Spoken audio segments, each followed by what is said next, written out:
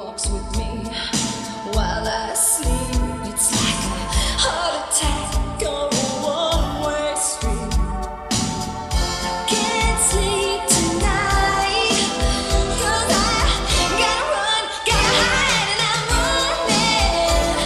running from this nightmare. I turn around but there's no one there, and I'm running from this nightmare, running from this nightmare.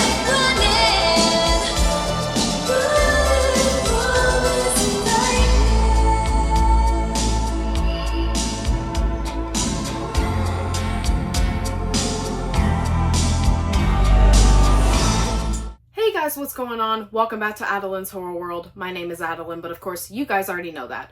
So last we left off with my review of Dream Warriors. I delved into the character development of the entire cast of characters, and also how the movie was so fun and entertaining, but it was a movie with pure heart and soul put into it by the director and writers.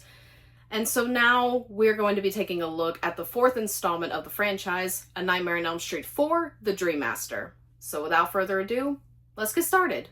So A Nightmare on Elm Street 4, The Dream Master stars Lisa Wilcox, Danny Hassel, Tuesday Knight, Andras Jones, Ken Sagoes, Rodney Eastman, Toy Newkirk, Robert Englund as Freddy Krueger, and is directed by Renny Harlin. This is the installment of the franchise that delved more into Freddy being more suitable for pop culture stardom than actually being scary, and this one delved into even further comedic territory than the first three films, and it would remain this way until New Nightmare. For better or worse. 1 year after the events of Dream Warriors, survivor Kristen Parker becomes increasingly fearful that deceased child murderer Freddy Krueger could return one day from the grave he was buried in. Despite the skepticism of her friends, Kincaid and Joey, she is proven to be right when Freddy is indeed resurrected. Accidentally using her dream power to pull Alice Johnson, a child who doesn't live on Elm Street, into her nightmares, she unwillingly puts a target on the backs of the new kids in Springwood as Freddy begins to hunt them down one at a time. Growing desperate, Alice has to find a way to gather enough strength and courage to beat Freddy once and for all, and she might just have the key to do so. So Dream Warriors was an incredibly successful installment from both fans and critics alike, with many deeming it the greatest installment in the entire Nightmare on Elm Street franchise, and also one of the greatest horror sequels of all time. So guess what? Of course, New Line Cinema was going to make another sequel. The development for Dream Master was troubled from the very beginning, with Wes Craven actually being asked to return to direct this one, though according to Sarah Risher, his ideas were way too illogical for the film.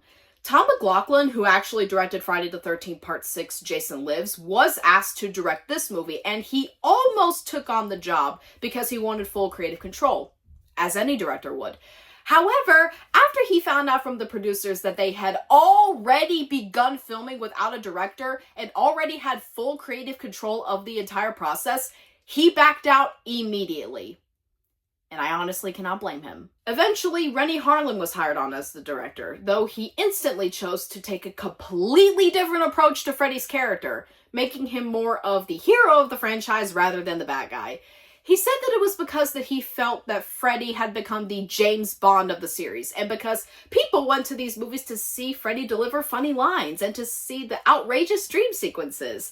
Well, of course, he was unsurprisingly very wrong, and this choice ended up making some of the future films suffer as a result. Filming for Dream Master ran from April to May of 1988, and it wasn't easy, as a majority of the nightmare sequences were actually based on ideas that Renny Harlin had, rather than those conceived in the original script.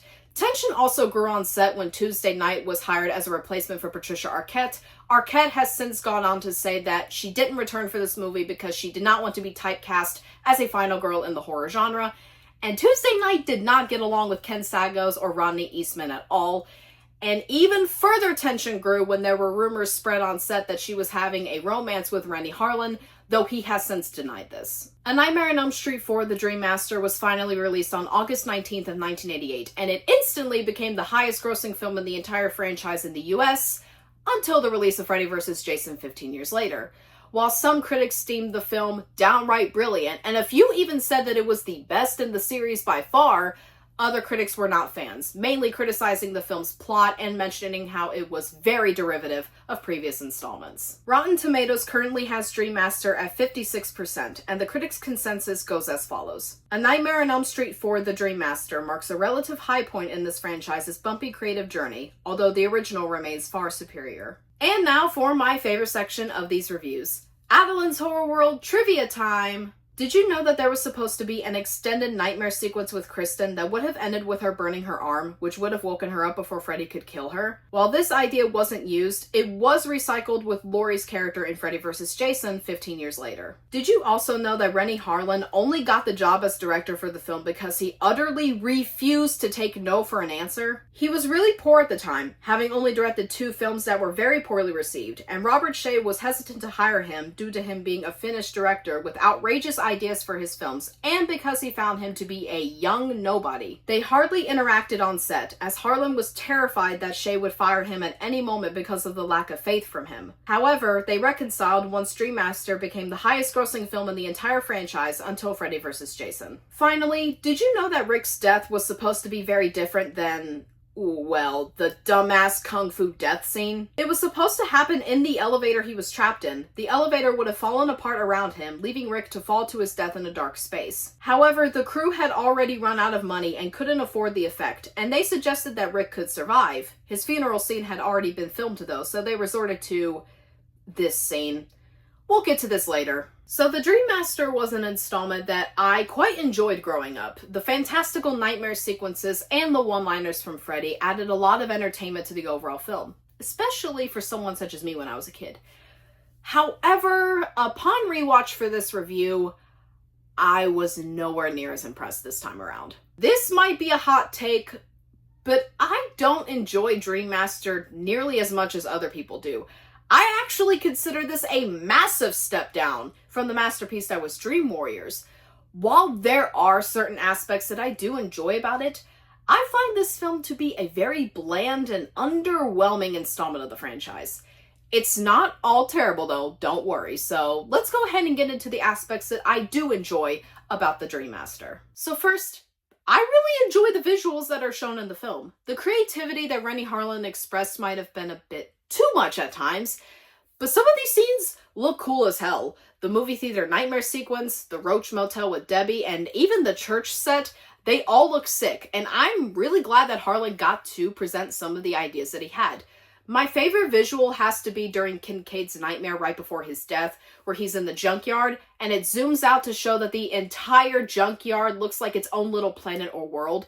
It's really neat, and I really like it. Next, I like Alice as a protagonist, and I think that Lisa Wilcox's performance is pretty decent.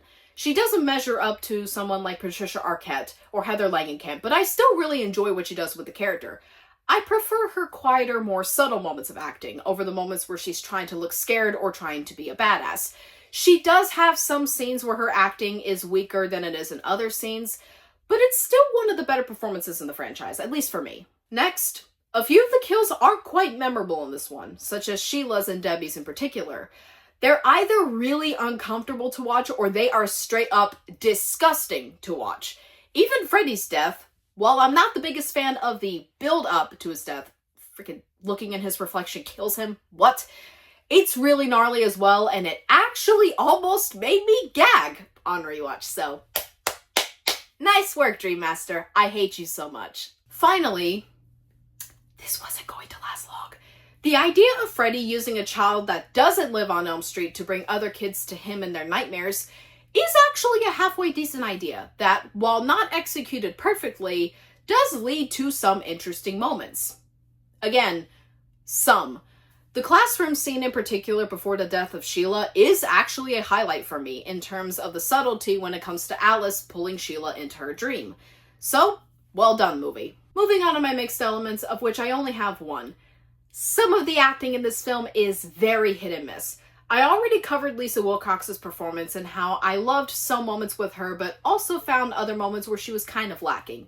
Some of the supporting actors are actually pretty good, such as Andras Jones as Rick and Toy Newkirk as Sheila, but others, such as Tuesday Night as Kristen, really don't do it for me.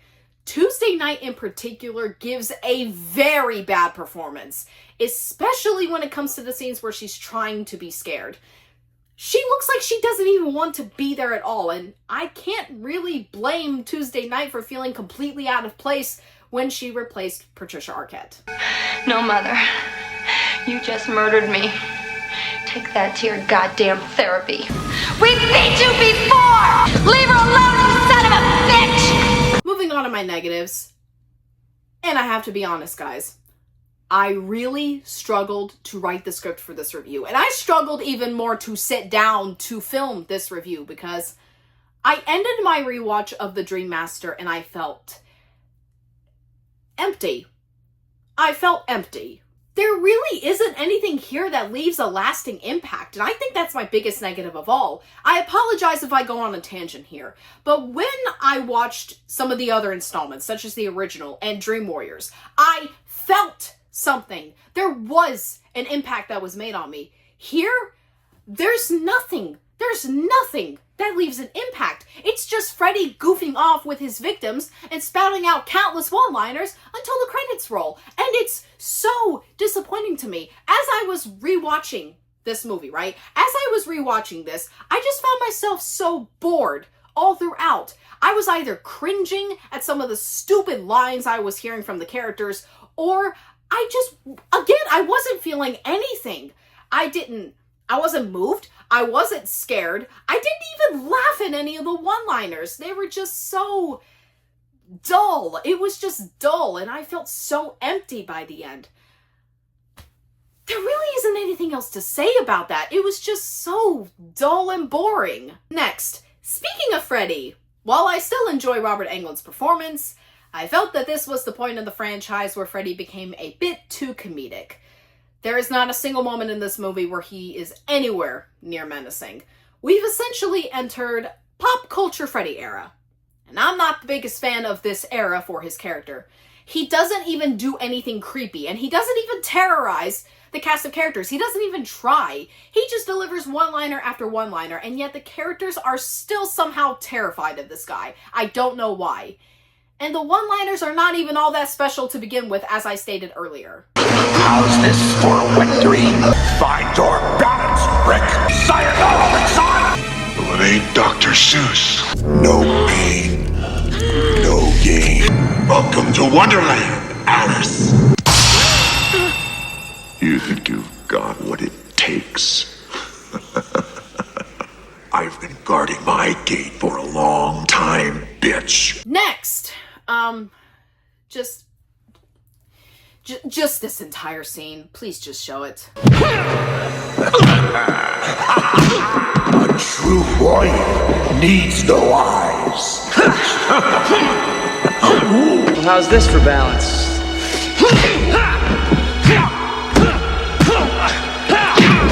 How are you gonna fight me without your weapon, Freddy? Really? Just really? Next, to put it brief, the majority of the characters in general are nowhere near as interesting as the characters in Dream Warriors. Dan and Rick are decent characters, I guess, but they will never compare to those like Taryn or Kincaid or Joey. And speaking of Dream Warriors, that leads me to the most infuriating negative of the film. Finally, my last negative of The Dream Master. Why the hell did New Line think it was a good idea to kill off all 3 of the previous survivors from the last film? The movie would have been so much more effective had Kincaid, Joey, and Kristen actually lived throughout most of the film, and if they got to properly fight Freddy with their dream powers. Because in Dream Warriors, they don't beat the shit out of him. They just beat him up a few times, but Freddy still overpowers them. Here, it would have been more effective if they got to properly fight Freddy, but no. They die almost immediately after he's resurrected. It makes their entire journey in Dream Warriors feel so pointless as a result of this, as they defeated Freddy and used their dream powers against him for nothing! For nothing! What was the point of it all? Kincaid gets one opportunity in this movie to fight Freddy. In his dream, in the beginning of the movie, when he pushes the car on top of Freddy. Take that mother effort, right? Joey and Kristen do not even get a chance. to fight him, and it's so disappointing. It makes their deaths feel so unceremonious as well. I get that the movie was raising the stakes, and Freddy can kill anybody at this point, but it's still so infuriating. Like, why would you kill them off that damn early? Like, come on, guys. So overall, guys, The Dream Master is a very underwhelming installment of the franchise. It's not terrible by any stretch of the imagination. I even hesitate to call it bad, but it's certainly a very mediocre film for sure.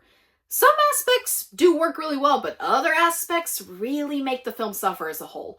Alice is a decent protagonist. I like the majority of the visuals, and some of the kills are pretty gruesome. But I don't know. It just feels like there's always something missing with the Dream Master. Whether that be a lack of character development, Freddy being more comical, the Dream Warriors getting killed so early on, and so on and so forth. Would I recommend this installment? It would depend on who's asking me. If you are looking for a wacky, campy Freddy film where he leans more into the funnier territory or the funnier side of things, then go ahead, have at it, watch Dream Master. I'm not going to stop you. But if you prefer the darker and more menacing version of the character, then this is a safe skip. I'm going to give A Nightmare on Elm Street 4: The Dream Master a C-.